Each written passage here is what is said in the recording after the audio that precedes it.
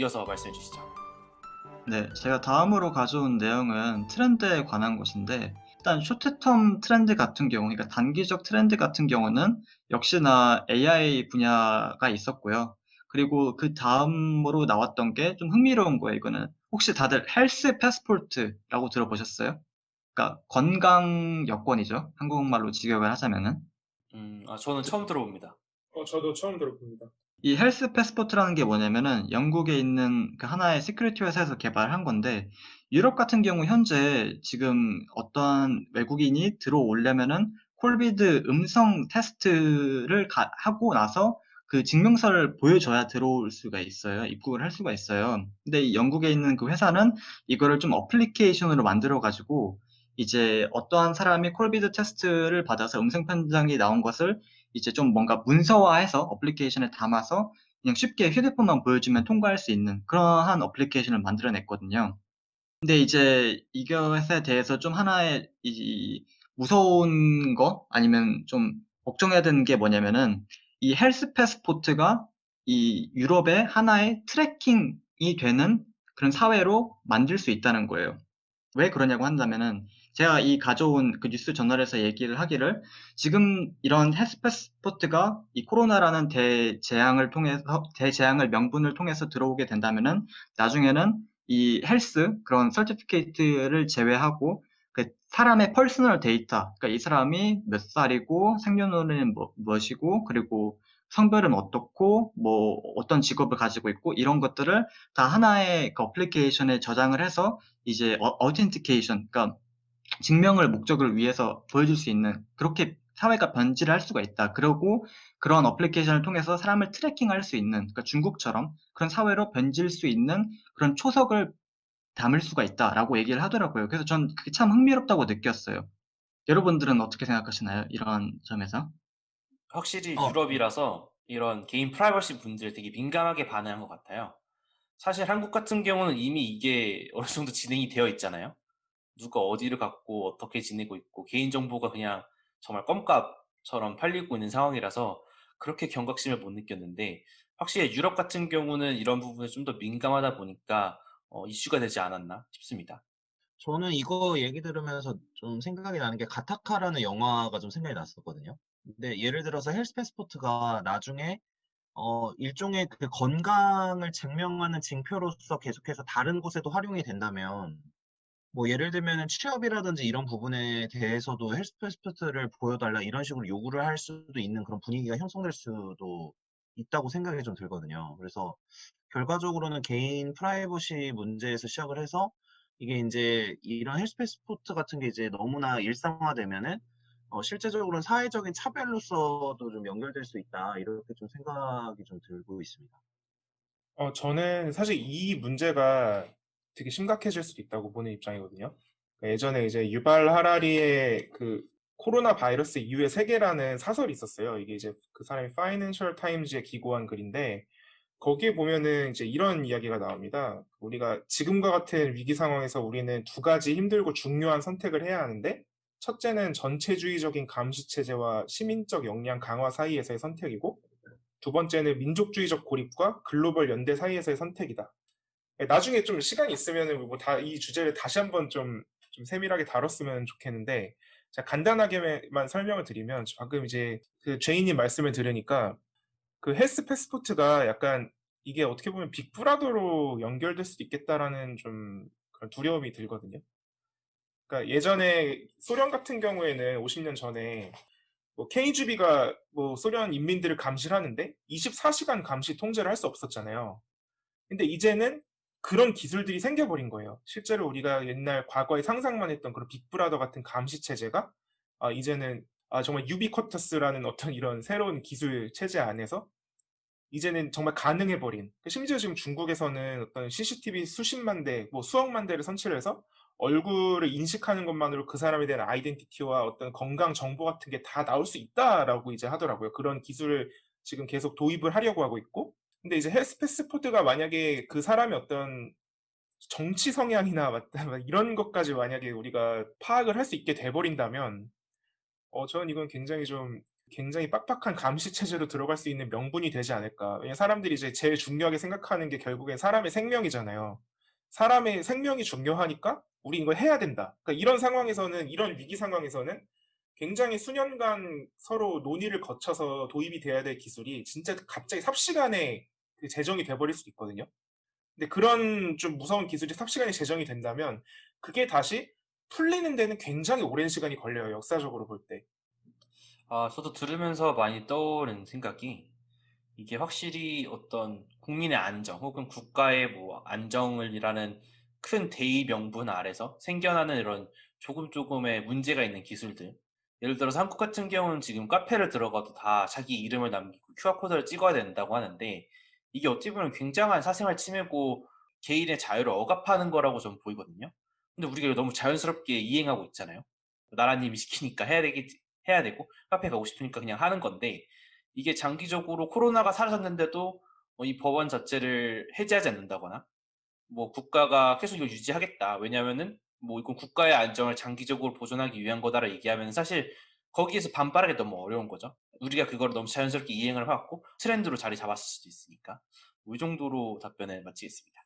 제가 그 승민님 말씀에 살짝 덧붙이고 싶은 게 있는데, 그러니까 예시를 하나 그냥 들어드리면 되게 좋을 것 같아요. 이것도 그 유발 하라리 사설에 있었던 예시인데, 사람들이 이제 이런 의문을 가지실 수 있을 거예요. 아, 저희는 근데 이게 무슨 지금 하는 어떤 그런 앱을 찍고 들어가고 이런 게 무조건 잘못됐다는 얘기는 아닙니다. 그냥 지금 물론 사람의 생명을 살리고 봐야죠. 근데 일단 좀 또 다른 방면에서 생각해 볼 필요는 있다. 항상 그런 거 중요하잖아요. 근데 이스라엘에 이런 예시가 있었거든요. 그러니까 사람들이 이렇게 생각을 할 수 있을 거예요. 이런 뭐 생체 감시 기술들이 뭐 아주 긴급한 위기 상황에서만 일시적으로 사용되고 나중에 그게 그 긴급 상황이 끝나면 그걸 풀면 되지 않겠느냐. 근데 이게 예전에 그 역사적 어떤 그런 예시들을 보면은 생각보다 굉장히 그걸 풀기가 어렵습니다. 예를 들어서 이스라엘이 1948년에 독립전쟁 당시에 그 비상시국을 선포를 했어요. 그래서 언론 검열, 토지 몰수, 그리고 이건 왜 그런지 모르겠는데 당시 무슨 전쟁과 관련이 있었나 봐요. 푸딩을 만드는 것에 대한 특별한 규제를 임시적으로 도입을 했어요. 1948년에. 근데 1948년 취해진 이 임시 조치 중에 상당수가 전쟁이 끝난 이후에도 오래 지속이 됐고, 특히 그 푸딩을 만드는 것을 금지한 특별한 규제는 2011년에서야 폐지가 됐습니다. 1948년에 잠깐 임시 조치를 했던 게 2011년까지 갔던 거예요. 그러니까 이런 사례들을 보면은 저희가 조금은 경각심을 가질 필요가 있지 않나라는 생각이 듭니다. 네, 좋은 얘기 잘 들었고, 저도 얀스핀님이나 그 박종경님이 얘기하셨던 것처럼 뭔가 사회가 좀 더 그 엄격하고 통제되고 좀 더 전체주의 성향을 띠는 사회로 조금씩 변화가 진행되고 있다고 믿고 있습니다. 그리고 이제 다음 단기적 트렌드로 그 올 수 있는 게 이제 아이덴티티 분야예요. 그러니까 그 신원 확인이죠. 이게 왜 그런 거냐면은 우리나라 같은 경우는 아시다시피 주민등록번호를 통해서 뭐 요즘 같은 경우는 휴대폰으로 본인 인증을 하지만 예전 같은 경우는 자신의 주민등록번호로 어디 웹사이트나 포털 사이트에 가입을 할 때 이 자신의 주민등록번호를 사용을 하잖아요. 근데 이 외국 같은 경우는 그 사실상 자신을 표현할 수 있는 그러한 그 확인 수단, 그런 그 본인 넘버, 코드 같은 게 잘 구현되지 않은 나라들이 많아요. 그러니까 예를 들어서 뭐 미국도 소셜 세큐리티 넘버가 있지만 어디를 뭐 가입을 할 때 그걸 물어보지도 않고, 영국 같은 경우는 제가 알기로 아예 이런 주민등록번호 자체가 아예 없거든요. 그러니까 내가 어디 본인 인증을 사용할 수 있는. 그래서 이 지금 전 세계적으로 진행되고 있는 프로젝트 중에 하나가 ID 2020이라는 프로젝트예요. 이게 뭐냐면은 이 전 세계에 있는 모든 인구의 그 프로파일을 하나의 블록체인에 담아서 저장을 하자. 그러니까 그 확인이랑 신원 인증 같은 것도 더 편해지니까 이러한 그 하나의 프로젝트가 진행이 되고 있더라고요. 그리고 이제 이것도 근데 좀 뭔가 그 얘기를 들어보면은 방금 우리가 얘기했던 것처럼 그런 사람들을 감시하고 트래킹 하려는 그러한 면모가 어느 정도 좀 있는 것 같아요. 그리고 다음으로 다가올 트렌드 중에서 제일 이제 관심이 높고 제일 성장성이 높은 걸로는 이제 소셜 디스턴싱 테크놀로지, 그러니까 한국어로 하면 비대면 기술이 뽑혔습니다. 혹시 여러분들은 이 비대면 기술들에 대해서 어떠한 생각을 가지고 있는지 물어봐도 될까요? 저는 사실 이제 요즘에 모든 어떤 회의나 어떤 수업이나 이런 것들이 다 온라인으로 이루어지고 있잖아요. 저는 상당히 우려스럽습니다. 예전에는 뭐 태풍이 오거나 허리케인이 오면은 그런 휴강을 할 수 있고 약간 일을 안 나가도 될 수 있는 그런 상황이 있었는데 이제 그 비대면 기술들이 발전을 하면서 그런 상황엔 이제 무조건 온라인으로 대체가 되지 않을까. 그런 약간 보너스로 쉬는 이제 그런 일들은 일어나지 않지 않을까라는 걱정이 있습니다. 약간 좀 우스갯소리기도 한데. 저는 이 비대면 관련해서 좀 얘기하고 싶은 게 조금 더 있는데, 먼저 이게 사람을 만나는 것과 만나지 않는 거의 차이가 굉장히 크다라는 걸 좀 많이 느끼고 있습니다. 첫 번째로 학생들 성적이 많이 떨어졌어요. 지난 학기에 비해서. 요거는 뭐 그냥 조금만 예시를 들어보면 그 우리가 롱디라고 하잖아요. 실제로 가까이 있는 게 아니라 멀리서 연애를 하면은 이 연애가 힘든 것처럼 공부도 진짜 너무 힘들어하는 것 같습니다. 학생들 입장에서. 저는 이제 그 공부 관련해서 좀 약간 성적이 많이 떨어졌다는 걸 되게 이제 공감을 하는데 이게 사실 그 비대면 수업이라는 게 저는 그 학교가 학생들에게 제대로 된 교육 환경을 제공해주지 못한다고 생각을 하거든요. 저희가 그 직접 그 학교에 가서 공부를 하는 이유는 사실 그 지식을 배우는 그 겉으로 드러나는 익스플리시트 날리지를 배우려고 하는 의도도 있지만 사실 정말 중요한 건 임플리시트 날리지거든요. 그러니까 이거 한국말로 하면 암묵지라는 건데 예를 들면 직접 그 실험실이나 아니면 그 학계에서 돌아가는 겉으로 드러나지 않는 지식들이 있어요.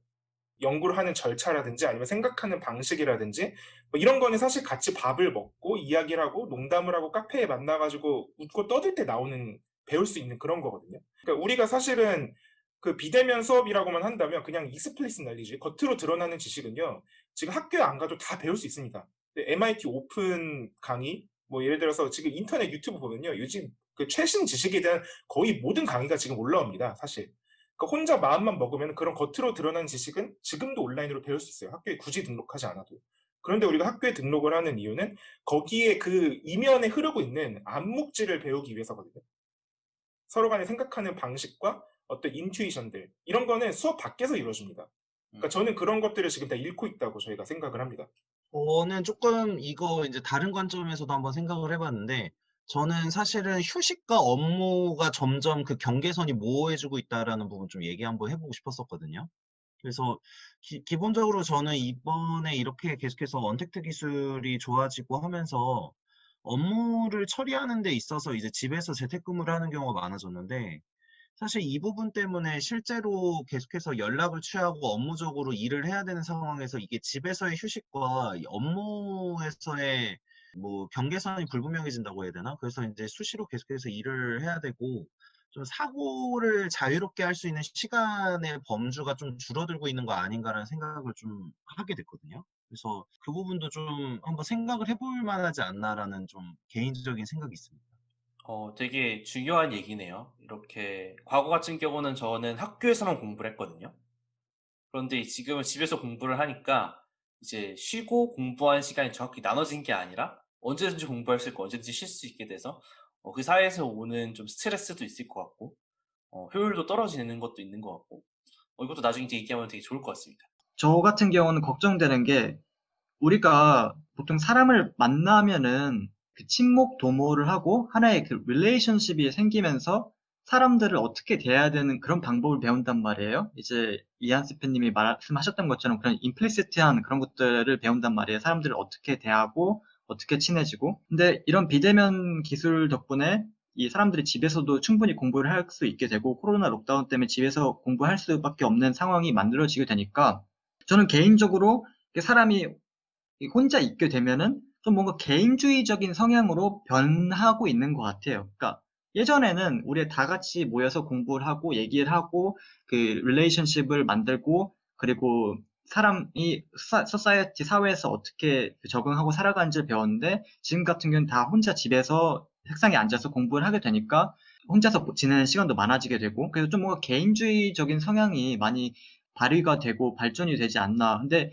이게 또 무서운 게 뭐냐면은 저는 제 개인적인 생각으로는 정부는 그 사람들이 이제 많이 모이는 거를 군집하는 걸 싫어한다 생각을 하거든요. 왜냐면은 그 시민들의 힘이 강해지면 강해질수록 정부의 힘이나 정부가 사용할 수 있는 힘은 줄어들게 되니까. 근데 이러한 지금 코로나 시대를 덕분에 정부의 힘은 좀 더 그 많아지고 좀 더 세진 것 같아요. 왜냐하면은 사람들이 이렇게 개인주의적인 면모가 강해지고 성향이 강해지게 되면은 시위 같은 것도 잘 못하고 정부가 어떤 입법을 제정한다고 해도 그것에 대해서 이제 투표 빼고는 뭔가를 반대를 하거나 그런 거를 표현할 수 있는 게 없으니까요. 거기다 이제 투표나 그런 인터넷 같은 경우, 미디어 같은 경우 정부가 충분히 조작이나 그런 영향력을 발휘할 수가 있어가지고 참 무서운 시대가 되는 것 같습니다. 제이님의 좀 이야기에 좀 덧붙이자면은, 제가 개인적으로 요즘 그 아이들이 보통 뭐 틱톡이라든지 기본적으로 SNS를 많이 사용을 하면서 그 상대방의 감정이라든지 이런 거를 읽는 능력이 점점 떨어지는 것 같다는 느낌을 많이 받고 있어요. 그래서 예를 들면 의사소통을 할 때 비언어적 요소도 굉장히 많은 작용을 하게 되는데,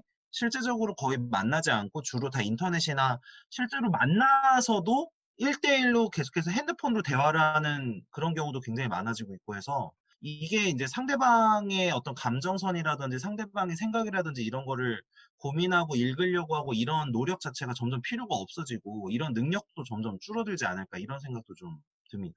네, 그래서 이제 다음 내용은 지금까지는 단기적으로 어떠한 트렌드와 어떠한 변화가 찾아올지에 대해서 얘기해 보자면은 이제는 그 장기적으로 봤을 때, 그 20년, 30년 뒤에는 어떠한 트렌드가 지속적으로 유지가 되고 있을까, 그리고 우리는 어떻게 준비를 해야 될까에 대해서 이제 제가 준비를 해왔는데요.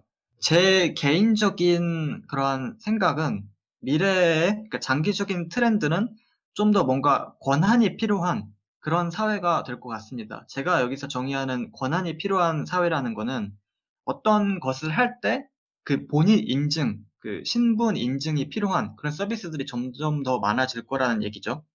그리고 미래의 사회에는 좀 더 엄격하고 그런 통제된 사회가 될 것 같아요.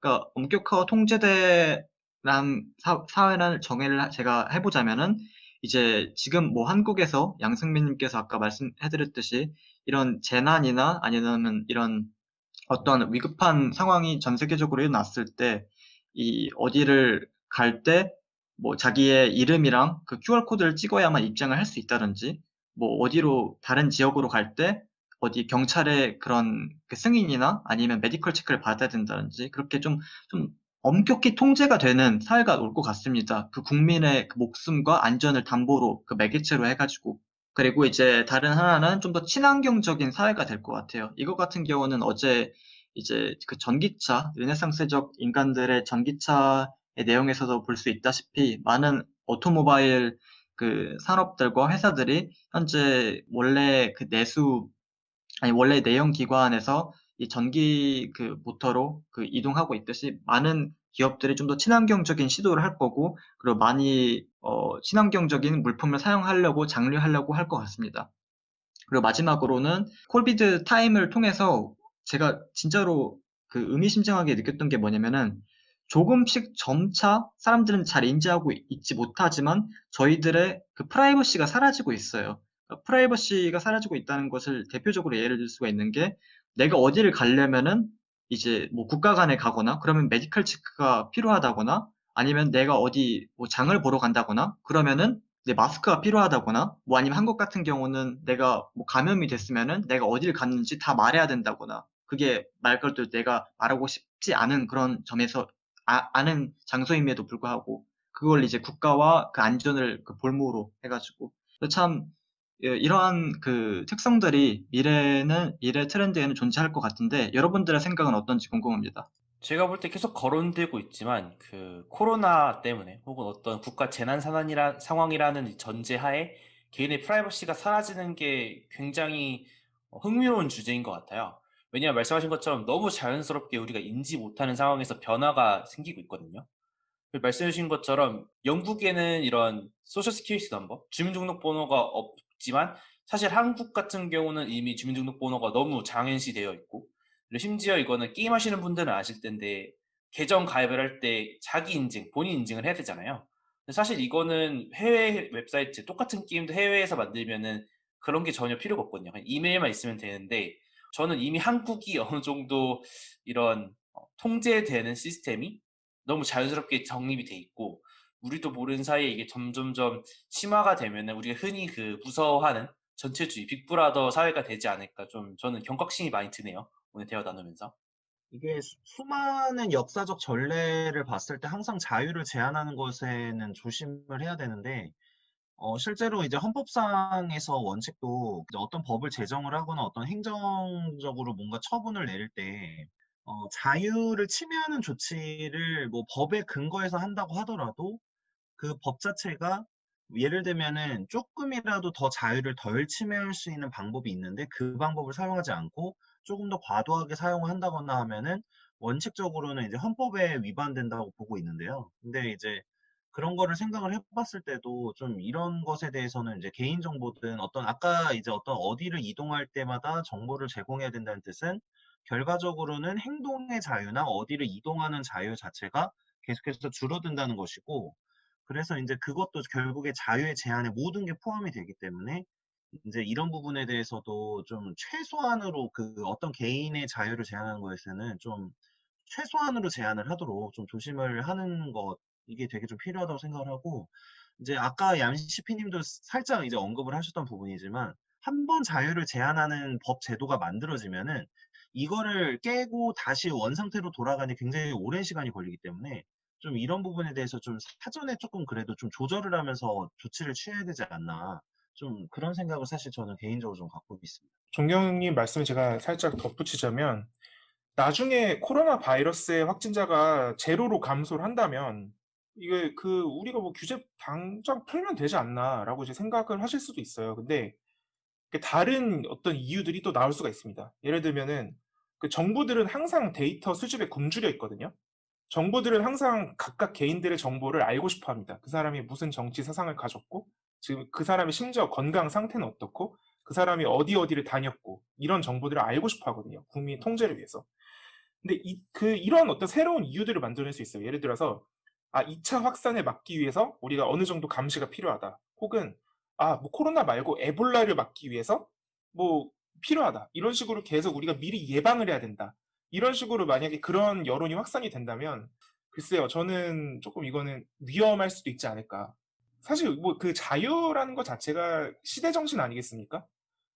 물론 그 자유에는 항상 좋은 것만 있는 것이 아니고 자유에 좀 더 치중을 하다 보면은 또 평등을 해치기도 하고 그 베네핏과 코스트가 있지만, 장점과 단점이 있지만, 그래도 우리가 어느 정도 이렇게 어느 한쪽으로 도 극단적으로 치우치지 않기 위해서 어떤 밸런스, 그러니까 균형을 잡는 것은 좀 필요할 수 있다. 예, 그렇게 좀 저는 이야기를 하고 싶습니다. 이 얘기를 하면서 저도 좀 밸런스를 잡아보자면은, 우리가 마치 정부가 그 국민들을 못 잡아먹어서 안달이 난 존재처럼 묘사를 좀 하고 있는 것 같기도 해요. 예를 들어서 국가가 정부, 그러니까 정부가 정보를 많이 갈망하고 있다라는 거는 어떤 국민들을 통제하기 위함일 수도 있지만, 동시에 정보가 많을수록 국민들한테 가장 적절한 정책들을 만들어낼 수가 있잖아요. 이런 긍정적인 영향도 있으니까. 그리고 지금 같은 경우는 국민들을 살리기 위해서 어쩔 수 없이 적용되는 부분에 대해서 우리가 공감을 하고 있다 보니까 좀 밸런스를 맞추기 위해서 이런 발언을 해보겠습니다.